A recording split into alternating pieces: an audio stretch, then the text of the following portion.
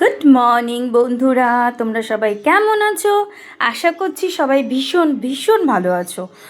সকালবেলা কি করব রান্না কিছু বুঝে উঠতে পারছিলাম না, তাই বেগুন মহারাজ আমাকে চিল্লিয়ে চিল্লিয়ে বলছিল, আমি তো আছি ফ্রিজে, আমাকে নিয়ে গিয়ে তুমি রান্না করো আর তোমরা টেস্টি টেস্টি খাও।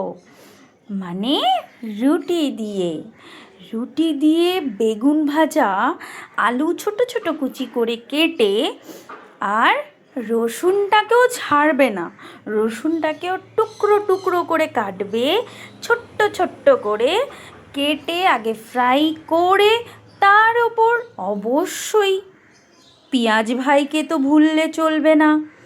পেঁয়াজ দিয়ে ভালো করে ফ্রাই করে তারপরে আলু আর বেগুনের এই ভাজাটা তৈরি করার পরে রুটি দিয়ে কে কে খেয়েছো অবশ্যই জানাবে।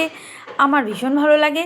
অ্যাকচুয়ালি সকালবেলার ব্রেকফাস্টের জন্য কী করব কিছু বুঝে উঠতে পারি না। রুটিটা কম্পালসারি, রুটির সাথে কিছু তো একটা তরকারি করতে হবে, তাই যখন যেটা ফ্রিজে থাকে ঝটপট করে 10 মিনিটের মধ্যে রান্নাটা সবাই সেরে ফেলো। কেননা বাড়িতে মহিলারা যদি রান্নাটা সুন্দরভাবে তৈরি করে বাড়ির লোকদেরকে খাওয়ায়, দেখো খাওয়ানোটাও একটা বিশাল বড় ভাগ্যের ব্যাপার।